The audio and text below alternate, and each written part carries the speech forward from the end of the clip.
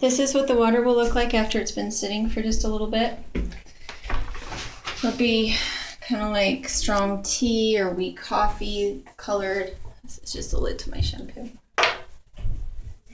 And so the more you squeeze it, the more nasty comes out. Or I guess I'm not squeezing. I am pressing. You do not want to cause friction between the fibers. So you just press. And take note of what the temperature is.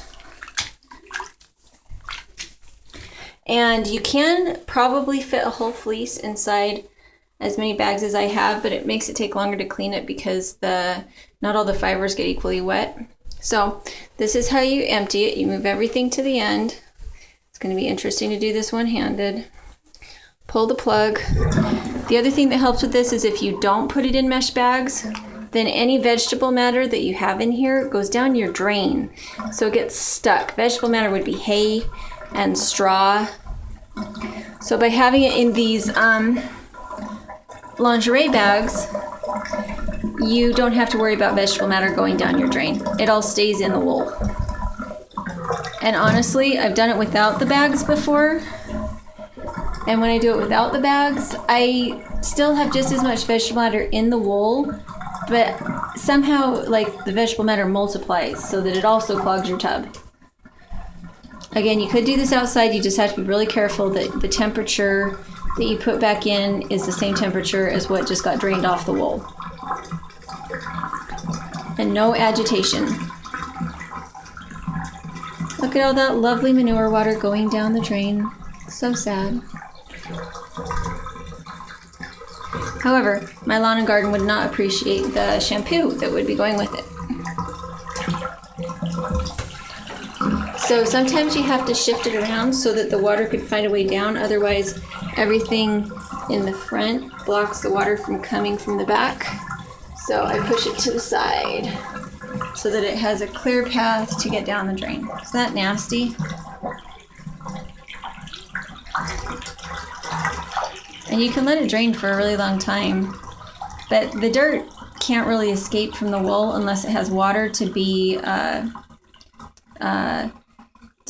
is it distilled to be diluted by. It's hard for the dirt to get out if it doesn't have enough water.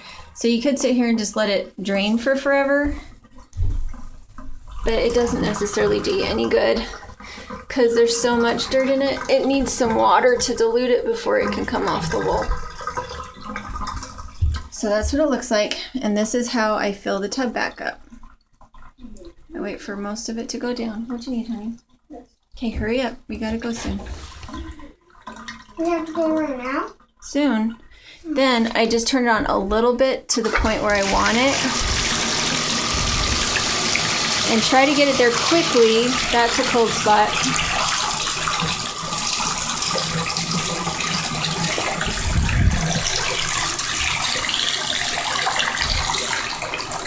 And keep filling it just so you know that it's the same temperature. And you can see the agitation that's in that little circle. You want to keep your wool out of it. And then I just do this until I get to a cleanliness that I can deal with.